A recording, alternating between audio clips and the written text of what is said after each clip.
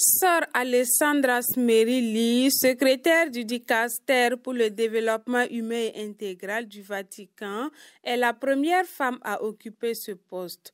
Présente au Burkina Faso pour la 42e session du conseil d'administration de la Fondation Jean-Paul II pour le Sahel, elle a accordé une interview aux médias diocésains de Ouagadougou, que sont la télévision TV Maria et la radio Ave Maria. Elle devient la secrétaire du Dicaster pour le développement humain intégral suite à une nomination. J'étais surprise et d'une part, cela concerne, comme toute notre vocation, le mystère d'une vocation qui parfois a quelque chose d'inconnu.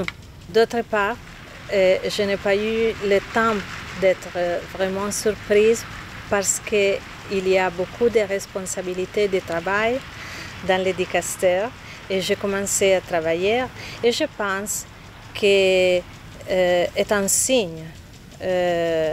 Quand je pense que je suis la première femme en ce rôle, je me dis, si je le peux faire, toutes les femmes peuvent recouvrir ce rôle et j'espère que cette responsabilité peut devenir un signe pour beaucoup d'autres femmes et d'autres diocèses et conférences épiscopales parce que je pense que c'est important de collaborer avec femmes et hommes. Le secrétaire du Dicaster est la deuxième personnalité du Dicaster et son rôle est d'assister le préfet et les responsables de section dans l'exécution de leurs tâches. Mon rôle est d'assister et de travailler avec le préfet dans l'élaboration et la mise en œuvre d'une vision de notre mission et dans l'incarnation quotidienne. Je suis la personne qui doit aider à incarner cette mission dans le quotidien. Je suis plus particulièrement les questions de personnel, les questions financières. J'aide les responsables de différentes sections pour que le travail puisse se développer sans difficulté.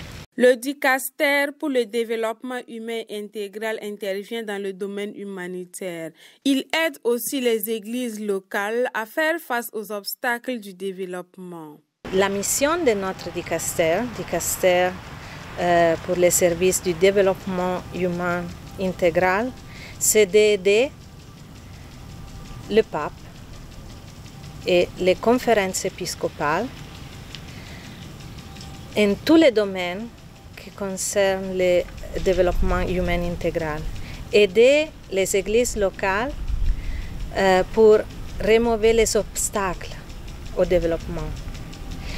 Et l'expérience du Covid, même que l'expérience de la mobilité humaine, ne seulement pas comme une émergence, mais comme un résultat de plusieurs facteurs, nous enseigne que tout est lié. Et nous ne pouvons pas répondre à les défis en manière séparée, en manière différente.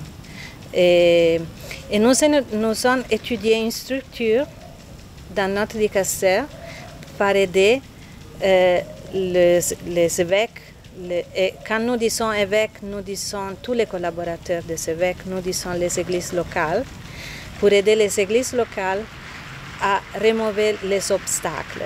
C'est une structure qui comporte 3 sections dont la section écoute et dialogue, c'est la section qui est à l'écoute de l'église locale. Dans cette section, il y a personnes, il y a officiels du Dicaster qui ont un lien avec les églises locales, à l'écoute et au dialogue. Et il y a en seconde section la section research et réflexion qui collabore avec les experts et les théologiens pour donner une réponse pastorale aux défis que la première section écoute. Et il y a en troisième section, la section communication et restitution, qui cherche de donner voix aux bonnes pratiques, à diffuser les réflexions pastorales. C'est comme un cercle. Écouter, rechercher, réfléchir et communiquer, donner une réponse à l'Église locale. Écouter les défis, écouter les joies, partager les joies avec les autres. Nous sommes comme un centre de connexion au service du pape et de l'Église locale. La Fondation Jean-Paul II pour le Sahel est une fondation vaticane, ce qui justifie la présence de la secrétaire du Dicaster pour le développement humain intégral à la 42e session du conseil d'administration de cette fondation. Notre Dicaster, c'est le point de référence, le lien entre le Vatican et les évêques membres du conseil d'administration de cette fondation, ainsi que la ligne est donnée par le pape et les évêques. Et c'est important de nous rencontrer chaque année parce que toujours maintenant c'est possible de nous connecter en Zoom, mais c'est important aussi de nous retrouver pour parler, pour prier ensemble et pour décider sur le futur de la fondation. Parce que la fondation, il y a de plus de 40 ans que la fondation a été créée et maintenant il s'agit d'étudier comment redynamiser la fondation et quel futur assurer pour la fondation. Les pays du Sahel sont dans une insécurité avec son corollaire de difficultés. Mais cela n'empêche pas la Fondation et le Dicaster pour le développement humain et intégral de nourrir l'espoir pour un lendemain meilleur. Nous pensons que même s'il y a beaucoup de souffrances et beaucoup d'insécurité, pour le fait qu'il y a plusieurs des pays dans la Fondation, non tous les pays ont les mêmes souffrances et la même insécurité. Et le lien avec le Vatican peut assurer que s'il y a quelque chose ici, nous pouvons faire quelque chose de Rome. Et s'il n'y a pas ici, la Fondation peut continuer, mais nous sommes liés pour garantir que la Fondation peut continuer son travail.